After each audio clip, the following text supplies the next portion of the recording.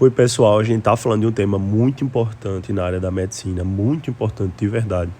E agora damos início a falar dos principais sintomas, né, achado semiológico, a gente vai passar para os exames laboratoriais, que muita gente acha que não é importante. A gente vai passar por eco, por eletro, tudo, certo? Para a gente entender e correlacionar o que pode estar diferente, né, nos exames. Porém, me desculpem pela fala, já comentei, né? Tô doente, mas espero que dê para vocês entenderem.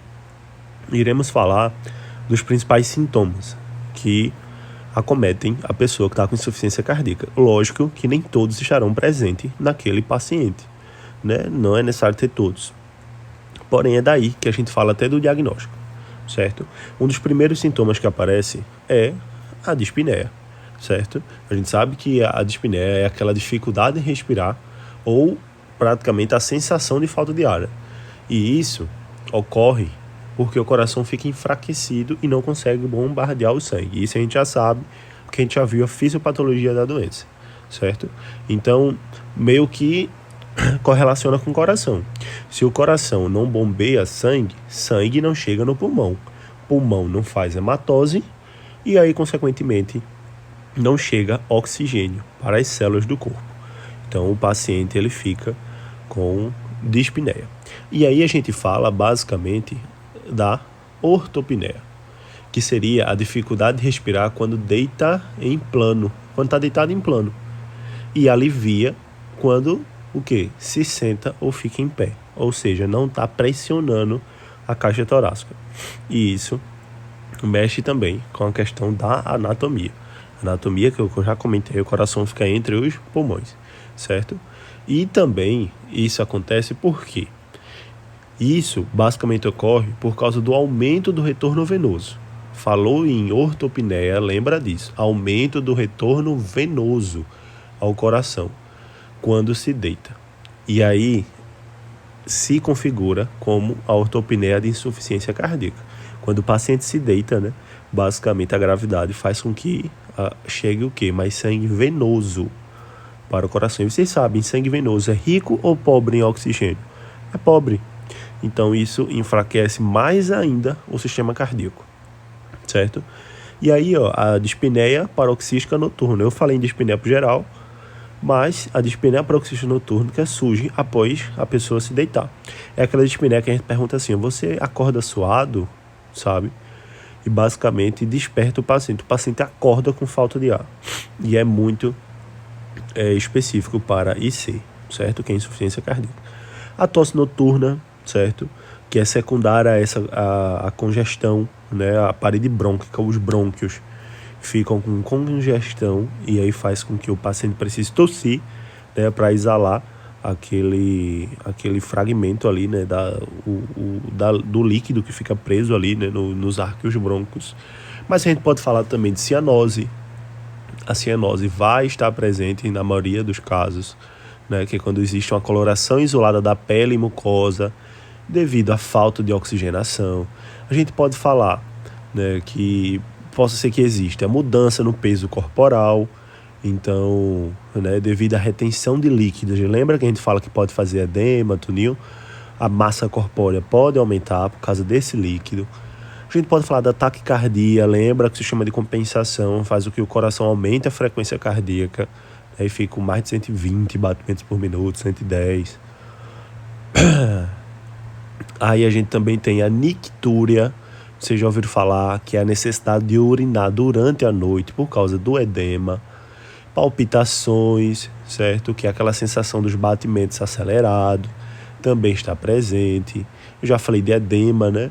Então, assim, esses são os principais sintomas. Como eu falei, nem todos vão estar presentes. Porém, a maioria vai estar, certo? Então, temos que relacionar. E aí a gente vem para cá, achados semiológicos. E vocês sabem, né? Existe insuficiência cardíaca direita e a esquerda, né? O lado que acomete o coração. E o que acontece? Na insuficiência cardíaca direita, a gente pode ter turgência da jugular. Sabe o que é isso? É quando a jugular fica toda comprometida e chega com uma pressão muito forte lá e ela fica meio que saltando no pescoço. Pode ter hepatomegalia por causa do fígado, o fígado que vai metabolizar diversas substâncias, né? Pode ficar com problema, porque não vai estar chegando sangue, então ele tenta produzir mais. Imagina uma máquina que não está recebendo, aí ela pensa, eita, eu tenho que trabalhar mais, trabalhar aumenta mais. E aí mexe com todo o aparelho abdominal, a pessoa pode ter ascite, né, pode perder peso a partir disso, anorexia, que seria algo mais profundo, né? Então, assim, edemas de membros inferiores é muito presente, edemas de membros inferiores, certo? Cansaço aos esforços é muito presente também. Então, a gente tem que relacionar o cansaço aos esforços, ortopneia, a dispneia paroxística noturna. Então, a gente tem que estar sempre relacionando esses achados semiológicos com a insuficiência cardíaca esquerda, certo? Lógico que é como eu falei, a gente tem que lembrar o seguinte, é insuficiência cardíaca. Se é direita ou esquerda, com os exames a gente vai descobrir. Mas eu já tenho que relacionar. O paciente chega com... diz que está acordando de noite suado.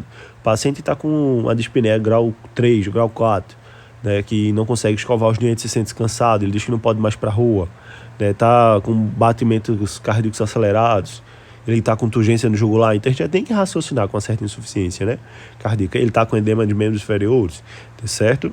E aqui, também a gente pode ter na taquicardia a presença das duas bolhas acessórias, né, que é o B3 e a B4.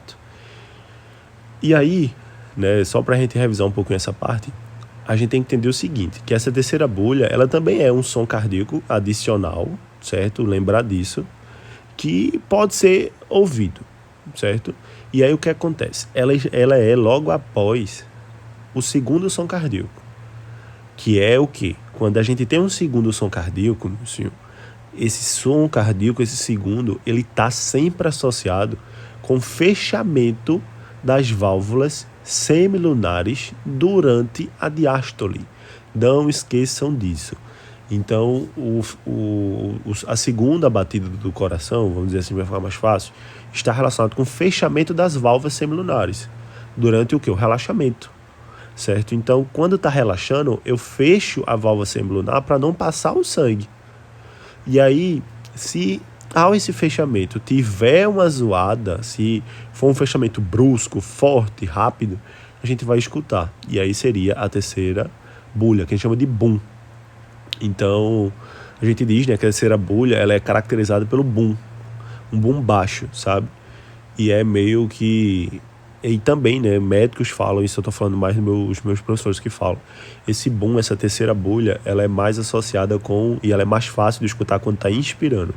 Da inspiração, você pode ver o tum tá boom, certo? Que seria a terceira bolha, certo? E aí, essa terceira bolha pode indicar o quê? Uma disfunção do ventrículo, certo? Porque se tem uma insuficiência cardíaca congestiva, que está com muito sangue ali no ventrículo, né? E está fazendo com que esse sangue bata nas válvulas semilunares, acaba meio que dizendo, tem muito sangue ali, ele pode estar com insuficiência cardíaca. E a quarta bolha, né, que é outro som cardíaco adicional, certo? Ele ocorre aí, enquanto um é após a segunda, esse ocorre antes do primeiro som cardíaco, que aí ele está associado ao quê? Ao fechamento das válvulas atrioventriculares durante a sístole. Então, quando vai contrair, a gente sabe que as válvulas atrioventriculares têm que o quê? Estar fechado, certo? Então, a quarta bolha, ela é menos comum, mas ela vai estar relacionada com o que, meu senhor? Fechamento das válvulas atrioventriculares. A terceira bolha é relacionada ao fechamento das válvulas semilunares, enquanto a B4 é relacionado com as atrioventriculares, certo? E aí pode também indicar o que? Disfunção ventricular, certo? Geralmente é relacionado ao que, meu senhor? A rigidez do ventrículo esquerdo. Então o ventrículo está tão rígido que quando vai fechar, né, fecha também com muita força. E a gente acaba escutando o som. E aí está presente em cardiomiopatia, hipertrófica, né, isquemia, algum infarto também, o B3 e o B4. Antes das duas bolhas normais, fisiológicas, a gente acaba escutando o B4 e a B3 também pode estar presente, certo? Isso tem que estar relacionado. Então, esses são os achados. E aí, para finalizar essa parte de achados, a gente tem que falar um pouquinho da sintomatologia, certo? Porque a gente tem que correlacionar, né, essa parte fisiopatológica com os sinais e sintomas. E aí, por que ele vai ter congestão pulmonar? porque ele está tendo ortopneia, dispneia paroxística noturna, que é DPN, tosse noturna, tem crépitos pulmonares, ele pode estar com derrame pleural, tem a questão da congestão sistêmica, e aí pega mais outros órgãos, por isso que ele vai estar com turgência na jugular. Reflexo hepatojugular, que é quando você faz uma compressão do fígado e a jugular também se comprime ao mesmo momento.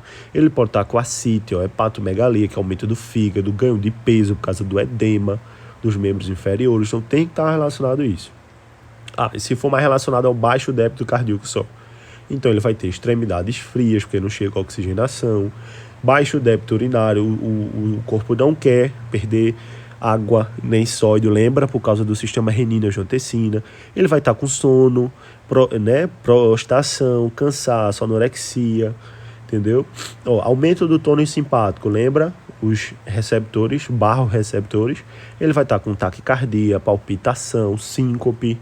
E sobrecarga, quando está relacionado com sobrecarga das câmaras cardíacas, se a questão falar em B4 e B3, você sabe, as câmaras cardíacas estão com sobrecarga. E aí, lembra que vai estar relacionado com problemas dos ventrículos e da insuficiência cardíaca, certo?